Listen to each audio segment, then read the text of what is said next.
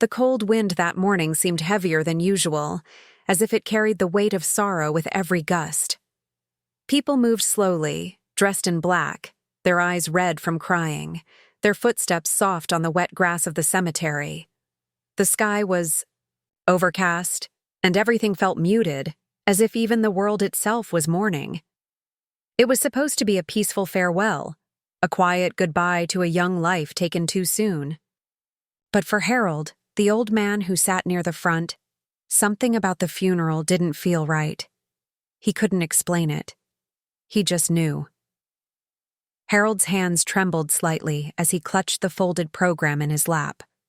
On it was the face of his beloved granddaughter, Emily. 17, full of life, always smiling, the kind of girl who lit up a room just by walking in. The official cause of death was an accident. Tragic, sudden. Everyone around him seemed to accept it. The pastor spoke kind words, family and friends sobbed quietly, and the ceremony went on. But Harold couldn't shake the feeling that something was off. It wasn't just grief clouding his mind.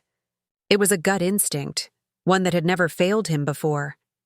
He'd raised 3 children, survived a war, and buried his wife 10 years ago. He knew the feeling of loss intimately. But this was different. It was too quiet, too tidy. And then there were the things no one seemed to notice. The rushed planning, the strange bruises Emily's mother had mentioned but then quickly brushed off, and the way her phone had disappeared days before the funeral. As the casket was lowered into the ground, Harold's mind was spinning. He stared ahead, but his thoughts were far away, digging through memories and recent events, trying to make sense of something that didn't want to be understood. He remembered the last time he saw Emily, just 2 weeks before. She was cheerful, but there was something in her eyes, something she didn't say. He thought about how she hugged him a little longer than usual when she said goodbye. He hadn't thought much of it then, but now he wondered. After the service, people gathered at the family home. It was filled with flowers, casseroles, and whispered condolences. Harold sat quietly in a corner, watching, listening. He noticed how Emily's best friend avoided eye contact, how her father looked more distracted than grief-stricken, and how her mother flinched every time someone mentioned the police report. Nobody wanted to talk about details. Nobody questioned the story. Everyone just accepted it, except Harold. Later that evening, while the others talked in low voices in the kitchen, Harold quietly slipped into Emily's room. It hadn't been touched since she passed. Everything was still there. Her books, her art supplies, her school bag leaning against the desk. He took a deep breath. The room smelled like her. That same lavender lotion she always wore. He stood, still for a moment, trying to feel her presence, trying to understand what she might have left behind. As he walked slowly around the room, his eyes scanned every corner. On the dresser was a photo of the 2 of them, taken the previous summer, at the lake. She looked so happy, so alive. A stack of journals sat nearby, some half open. He flipped through a few pages, seeing doodles, poems, little notes about school, friends, and something else. One entry caught his eye. It was dated just a week before her death. In shaky handwriting, Emily had written, "If anything happens to me, it wasn't an accident." That one line made Harold freeze. His heart pounded in his chest. He read it again, this time more carefully. Below it was a half-erased sentence. "He said I couldn't tell anyone, but I have to tell someone. Grandpa might—" It ended there, the rest smudged out. Harold sat down on her bed, his mind racing. Who was he? What had she been afraid of? He looked around the room again, more urgently now, searching for any clue that could answer those questions. That's when he saw it, barely noticeable, the edge of something poking out from under her mattress. He reached down, pulling it out slowly. It was a small envelope with his name on it, just Grandpa in her neat handwriting. With shaking fingers, Harold opened it. Inside was a USB drive and a short note. "Please don't show this to Mom. Or Dad. Just you. If you're reading this..." Something went wrong. His breath caught in his throat. He stood up, gripping the small drive like it was the most important thing in the world. Outside, laughter floated in from the kitchen. How strange, he thought, that people could laugh so soon. He knew now he couldn't just walk away from this. Emily had trusted him. She left him a message, a key, and he was going to find out what it opened.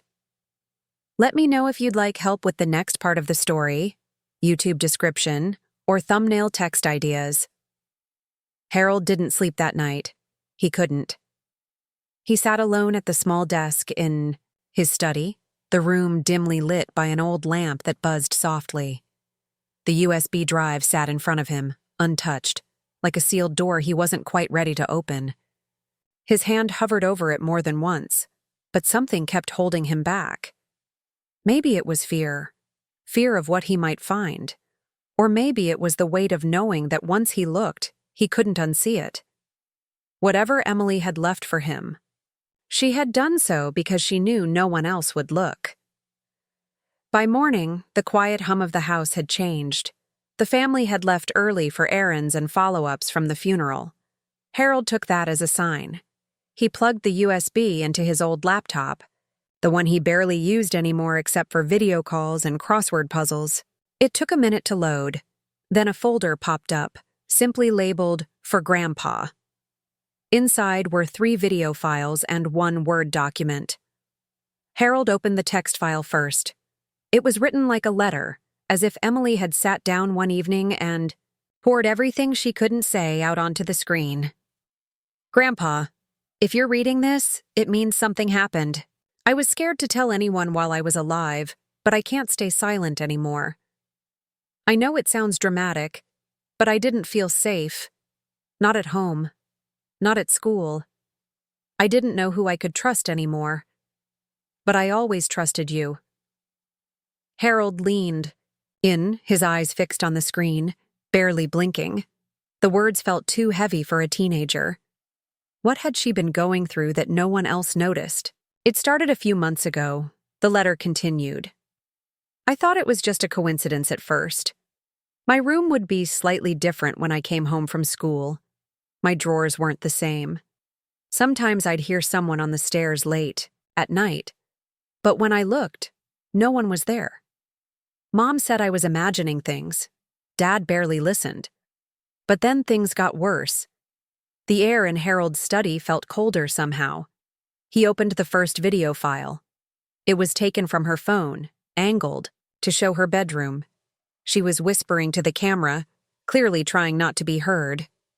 "If anything happens to me, please know I didn't want to go. I didn't want to die," she said quietly, looking into the lens with red-rimmed eyes. "I've been followed. I don't know by who. But someone's watching me. I think it might be someone close." She looked over her shoulder, then reached for something off-screen. "I've hidden this where no one can find it unless they know where to look." "Grandpa, you always said to follow your instincts. Mine are screaming now." The video ended abruptly. Harold sat frozen, his heart thudding in his chest. He opened the second video. This one was different. Grainy, night vision-like footage of her room from a different angle. It looked like it had been filmed secretly, maybe using her laptop camera. At first, nothing happened. Then, around the 2-minute mark, the door creaked open just slightly. A figure, tall, dark, face obscured, stepped inside, paused, and seemed to look straight at the camera. The person didn't move toward the bed, didn't make any sound, just stood there, then slowly backed out. Harold hit pause. His hands were shaking now. This wasn't paranoia. This was real. Someone had been inside her room at night. He opened the final video. This one was shorter. Emily again, but in daylight. She looked tired, scared. "I found something," she whispered. "I saw a message on Dad's phone. I wasn't supposed to see it. It said, 'Handle it before she talks.'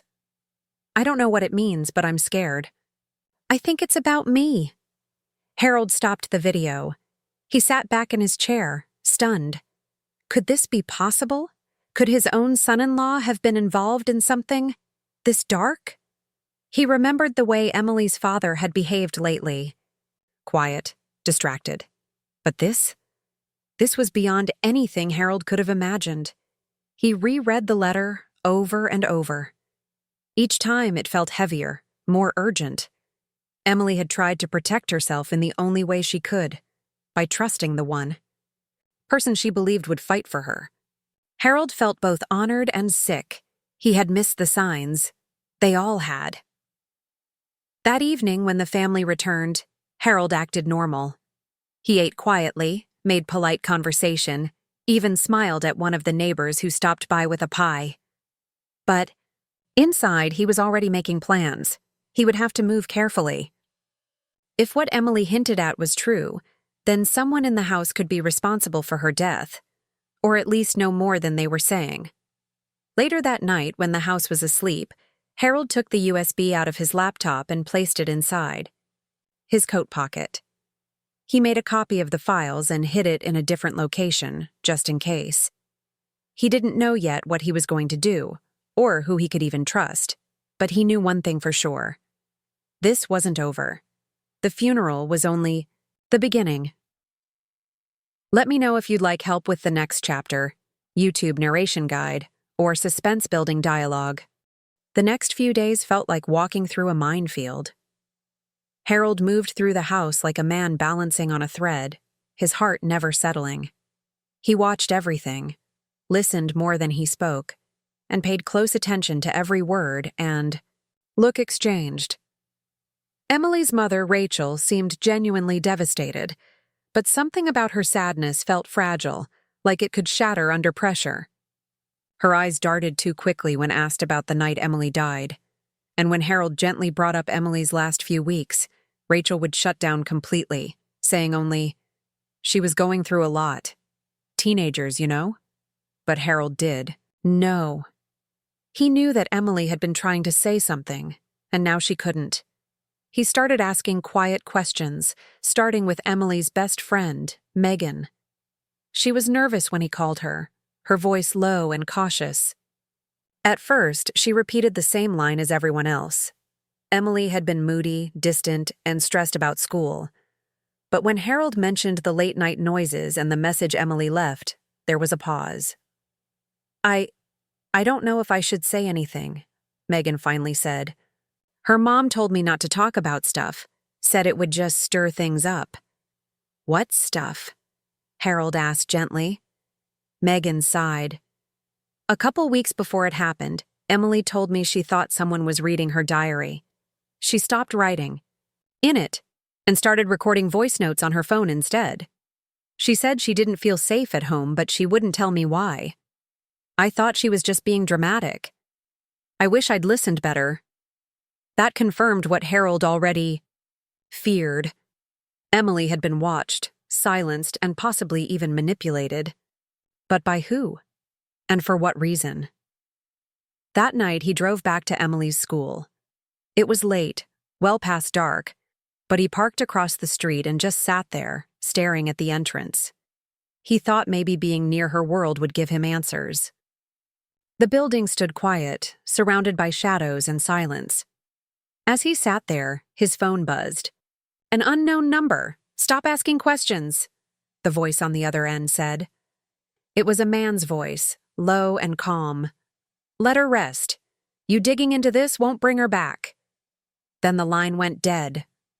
Harold sat frozen, staring at the phone. He called the number back, but it had already been disconnected. Whoever it was had been watching him, listening, and now they knew he was getting close. Back at the house, he didn't mention the call. He just said goodnight and went to his room. But sleep was impossible. He kept turning over the same thought. Someone wanted him to stop, which meant they had something to hide. The next morning, a new thread pulled at his mind. The messages Emily mentioned seeing on her father's phone. He hadn't had a chance to confirm if they were real, but now he was determined. That afternoon, while everyone else went out to pick up a delivery from the funeral home, Harold stayed behind. He waited until the house was quiet, then slipped into his son-in-law's home office. The door wasn't locked. Inside, the desk was neat, almost too neat. Harold knew better. He'd been around long enough to know that things people want to hide are rarely in plain sight. He checked the drawers, mostly empty. Then he noticed the wireless charger on the side table. His heart pounded. He went to the drawer below it and found an old phone, one that had clearly not been used recently. He turned it on. No password. That struck him as odd. But what really caught his attention was a folder buried inside labeled Projects. Inside were several files, one of which was an audio memo. Harold clicked it, and after a moment of static, he heard a voice he recognized. It was his son-in-law, Alan.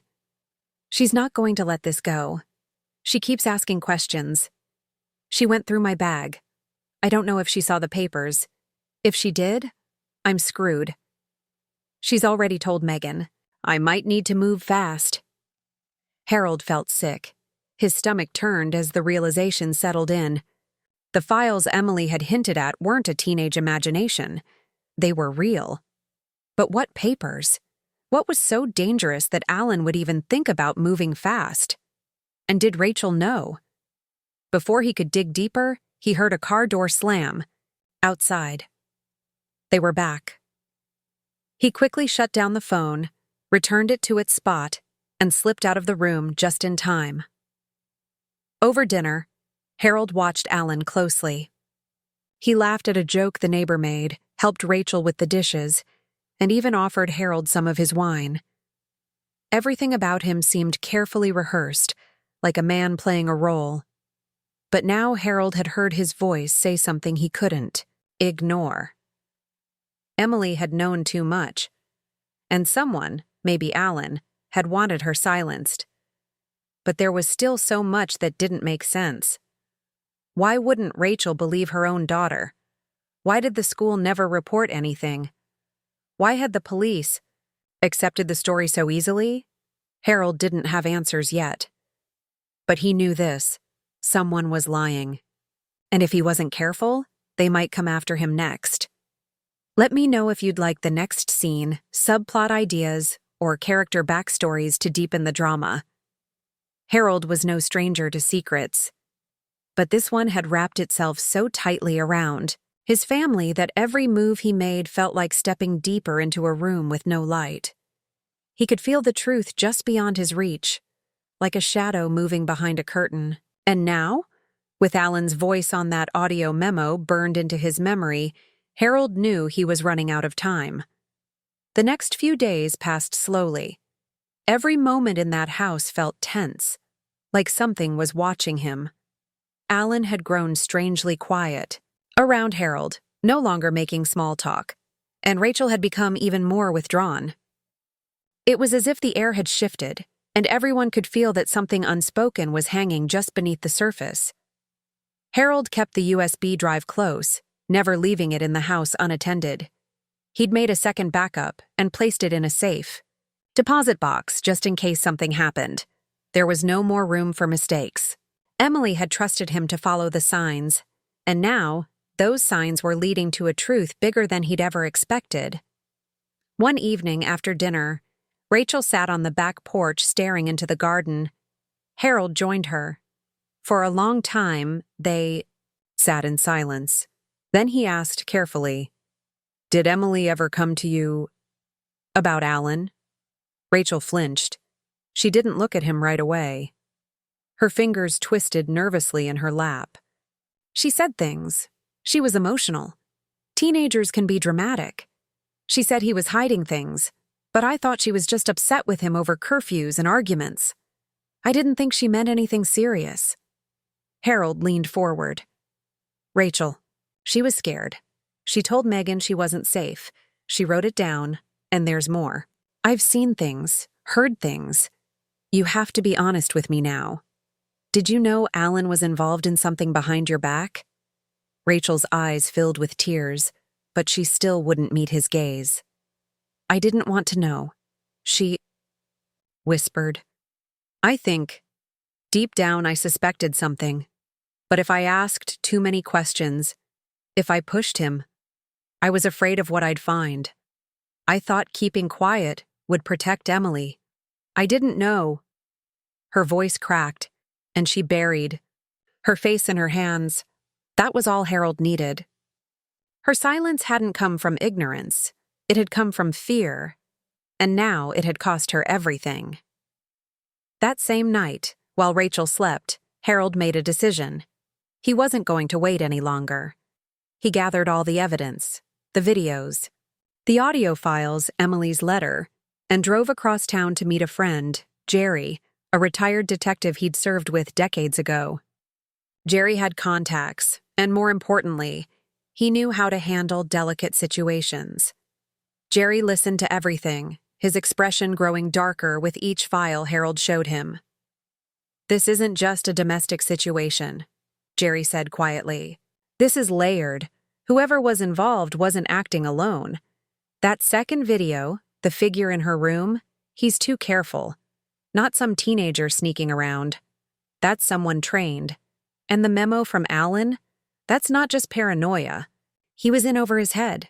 Harold felt a chill spread through him. You think there's more to this than Alan? Jerry nodded. I think Alan was part of something.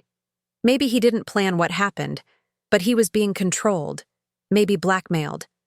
We need to find out who sent that message Emily saw on his phone. Handle it before she talks. That's not something a scared father says. That sounds like a threat passed down. The idea that there could be a larger network, a deeper plot, Harold hadn't even let his mind go there. But now, everything pointed to something far more sinister. Maybe Emily had discovered something illegal, something Alan was involved in, and someone higher up wanted her quiet. As Jerry started reaching out to his contacts, Harold returned home with a new fire in his chest. But when he pulled into the driveway, he noticed something strange. Alan's car was gone, but the lights were on inside. He stepped in cautiously. The living room was quiet, but a faint creaking sound came from upstairs. He climbed the steps, slowly. Emily's door was open. Inside, the room had been turned upside down. Drawers dumped, mattress pulled off the frame, shelves emptied. Someone had been searching. Then, from behind, a voice. Looking for something? It was Alan. He stood in the hallway, face calm but eyes burning. I should have known you couldn't leave it alone, he said, stepping closer. You've been digging, asking questions. You think you know everything, don't you? Harold stood his ground. I know enough. Emily didn't die by accident. She left clues, and I've seen the files. Alan's face twisted, and for a second something flickered. Panic, maybe guilt. You don't understand what was at stake. She found out things she shouldn't have. I tried to warn them. I told them not to hurt her. Them? Harold echoed. Who are they, Alan? Alan didn't answer. H. The red taillights vanished into the darkness, swallowed by the quiet suburban street. Harold stood motionless on the porch, the night air sharp in his lungs. Alan was running, not just from him, but from something deeper, something Harold still couldn't fully see. He knew then that time was running out.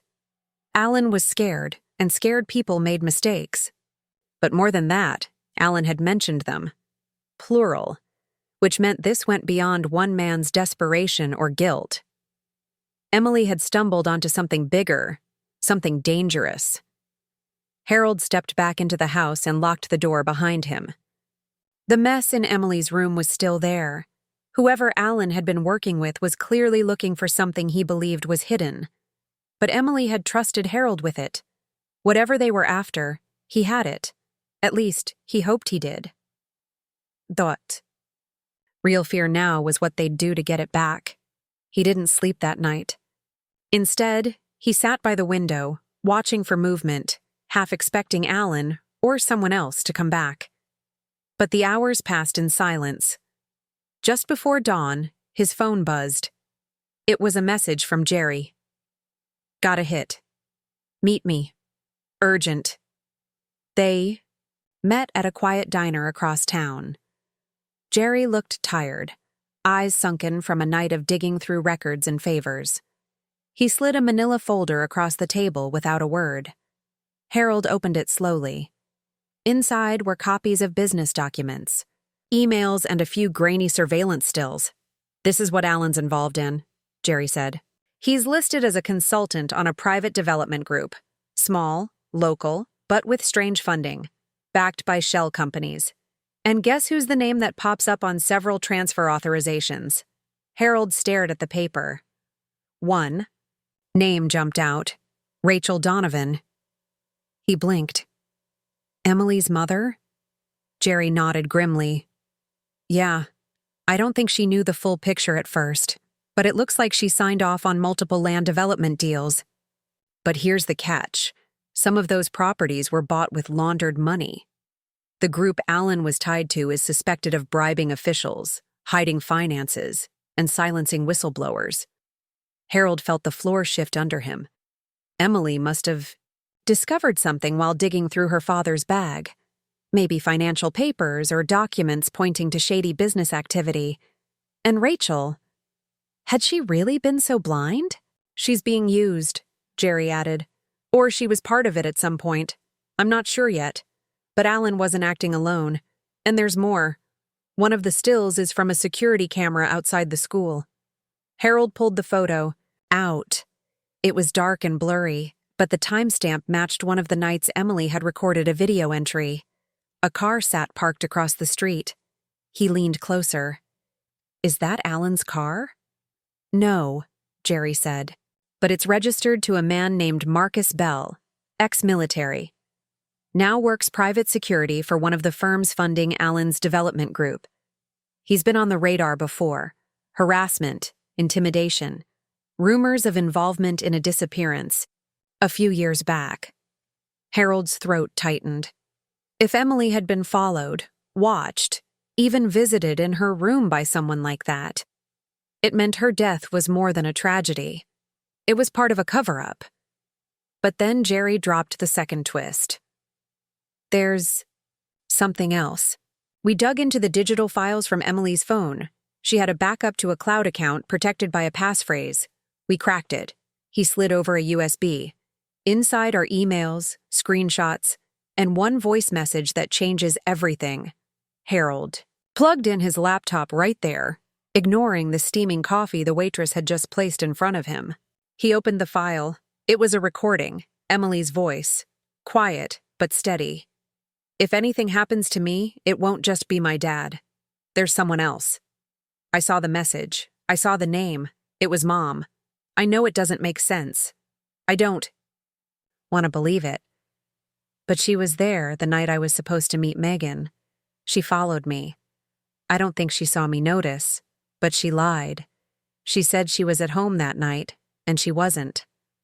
Harold stopped the recording. His heart pounded. Rachel. Not just unaware, not just scared, present, involved. I didn't want to tell you without proof, Jerry said, but we've got more coming. It looks like Rachel may have gotten in, over her head. Maybe she thought she was protecting her family. Maybe she thought she was fixing something. But Emily found out, and when she tried to talk, Harold closed the laptop. His mind was racing now. Everything was upside down. Emily had been surrounded by people she thought she could trust, parents, teachers, even friends. But the betrayal had come from within her own home. The question now wasn't just who had done it, but how far they'd go to keep it buried. He left the diner without eating, the USB drive tight in his coat pocket. Back at the house, Rachel was in the kitchen, calmly stirring tea as if the world hadn't just shifted. Everything okay? She asked, eyes gentle. Harold just stared at her. We need to talk. But he didn't say more. Not yet. The truth was close, so close he could taste it. But if what Emily had said was true, then Rachel wasn't just another broken parent grieving a lost child. She was hiding something, and he was going to find out what. Let me know if you'd like help crafting the climax reveal, building toward a final confrontation, or exploring Rachel's motivation. Harold's hands trembled slightly as he placed the USB drive back into his coat pocket. Rachel was watching him now, her eyes soft but sharp, trying to read him. He sat across the table, his gaze never leaving hers. The kettle let out a soft hiss behind her as steam rose slowly, like the silence stretching between them. "I know," Harold said quietly. Rachel tilted her head. "Know what?" "That you weren't at home the night Emily died. That you followed her. That you lied." His voice was calm, but his heart pounded like a drum. "She saw you." Rachel didn't answer at first. Her spoon clinked softly against the edge of the cup as she stirred the tea without sipping it. Then she set it down and finally met his eyes. "I wasn't there when she died," she said softly. "But yes, I followed her that night. I didn't know where she was going. I thought she was sneaking off with someone. I wanted to talk to her, but when I got there, I saw her talking to someone in the alley near the back of the old library. A man. I didn't recognize him, so I stayed in the car. Then, she looked up and saw me. She looked so scared, and I panicked. I left." Harold leaned in. "Who was the man?" Rachel swallowed. "I think it was Marcus Bell. I didn't know his name then, but I saw him later. In one of the company photos. I never told Alan. Never told anyone. I didn't think she'd end up dead the next morning." Harold's stomach twisted. Rachel had been watching her daughter in fear, but instead of stepping in, she had turned away. Whether out of guilt or self-preservation, she had let the worst happen. "There's more," she said suddenly, her voice shaky. "After Emily died, Alan got a call. I never found out who it was from. He was different after that, like something snapped. He started burning papers, erasing things. He told me not to ask questions, but I did. I found out about the payments, the money moving through the shell companies. I found out he was working with that group to secure zoning permits illegally, and that someone had leaked documents." Harold's eyes narrowed. "Emily?" Rachel nodded slowly. "She had access to his laptop. She must have found them and tried to report it. Alan begged them to keep it quiet. Said he'd take care of it, but I don't think he ever meant to hurt her. I think he tried to warn them, and they didn't listen."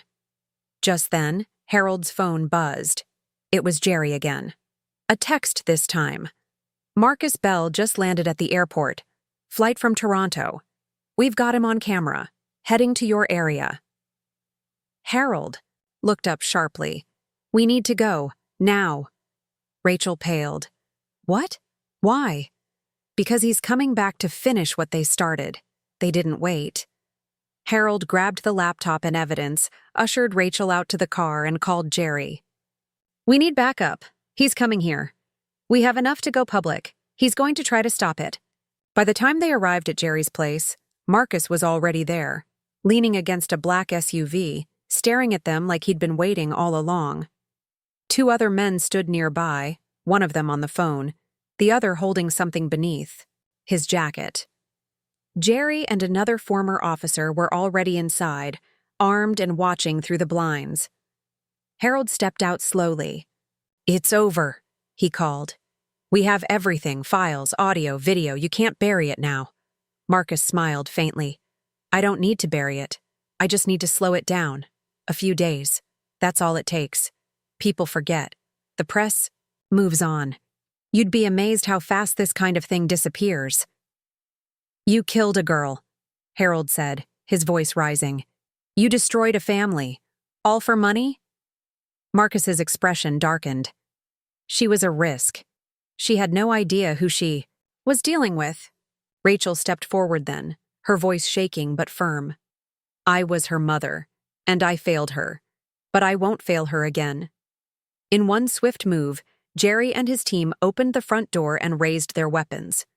Put your hands where I can. See them, he barked. The man under the jacket froze, then slowly dropped a small concealed weapon. Marcus looked like he was about to run but stopped when he saw Harold wasn't bluffing. Rachel had already uploaded the files to a cloud drive. Copies had been sent to the police, the press, and several lawyers. It was over. As officers moved in to take the men into custody, Harold finally exhaled. The truth was out. Emily's story wouldn't die in silence.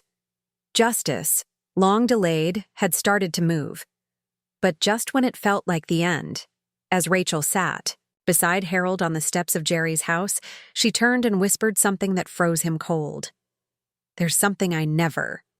The days that followed moved in a blur of news reports, legal statements, and quiet, tense moments.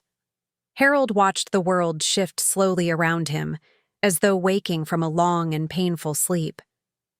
Marcus Bell and his associates were taken into custody, and with the evidence Harold and Jerry provided, charges were filed within the week. The files Emily had saved, emails, payment logs, voice recordings, became front-page news. What started as a hidden land scheme unraveled into a full-blown scandal involving city officials, private developers, and security contractors, all tied together by greed and silence. Rachel gave a full statement to the authorities.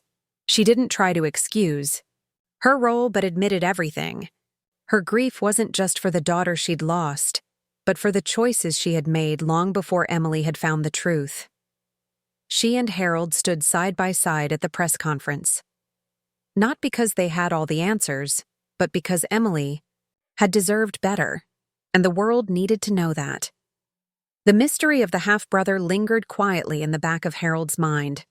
Rachel didn't know where he was now, just that he had reached out years ago, full of anger and bitterness, and then vanished again. There was no direct link to Emily's death, but the timing had left a question mark that Harold wasn't ready to answer just yet. Sometimes the truth reveals enough pain without every thread needing to be tied. At the heart of it all, Harold kept coming back to Emily. Her quiet courage, her curiosity, her instinct to speak up when something felt wrong. She'd never meant to uncover a crime. She was just trying to make sense of the people she loved, especially her father. That was what hurt the most, that she had trusted them, even when the signs didn't make sense. And they, caught in their own secrets, had failed to protect her. The town changed too. Slowly, but it did. Protests were held outside City Hall. A group of students from Emily's school started an awareness campaign about youth safety, corruption, and the importance of whistleblowing. They named it Emily's Voice. A mural went up on the side of the old library, the last place she was seen alive. It showed her standing strong, holding a notebook, eyes forward. Harold stood in front of it one morning, hands in his coat, pockets, tears quietly rolling down his cheeks. One afternoon, weeks later, Harold received a letter. It wasn't signed, but the handwriting was familiar, tight and slanted, like Emily's. Inside was a photo of two kids on a swing set. One of them was Emily, the other was a boy he didn't recognize. On the back, it read, "We shared more than just blood. I never got to know her, but I wish I had." That was it. Harold showed it to Rachel. Her hands trembled as she held it, but she said nothing. Whether the half-brother had played a role or not, he had chosen to remain in the shadows. Maybe this was his way of making peace, or his way of walking away for good. Life, as it does, moved on. The house was quieter now. Emily's room remained untouched, at least for a while. Rachel eventually moved out, needing distance from the memories, while Harold stayed. He found comfort in the little things, watering the garden, feeding the eye. Birds, rereading Emily's journal entries. They weren't just stories anymore. They were pieces of her voice, echoing in the stillness.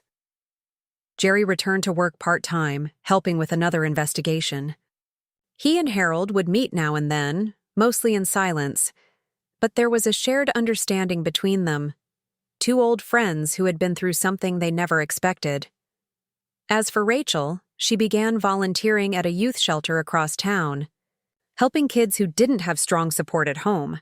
It didn't erase her past, but it gave her a way to make something good out of it. Some days were harder than others, but she showed up. That was what mattered now. And Harold, he kept telling the story. Not just to reporters or at community meetings, but to anyone who would listen. Because stories like Emily's shouldn't disappear.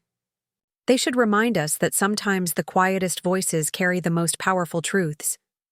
That looking the other way, even with the best intentions, can cost more than we ever imagined. And that justice doesn't always come in loud, heroic moments, but sometimes in the quiet decisions we choose to make after the dust settles. As spring arrived, Harold stood once more at Emily's grave, the wind gentle against his face.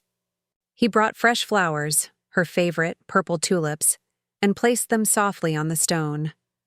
"You were brave," he whispered, "braver than all of us."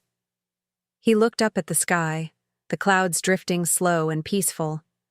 Somewhere, he hoped, she was at peace too, and though the past would always be part of them, so would the truth. It had taken time, loss, and courage, but Emily's voice had been heard, and that, more than anything, was the ending she deserved. Let me know if you'd like a short video outro script, a description for YouTube SEO, or help with thumbnail text ideas.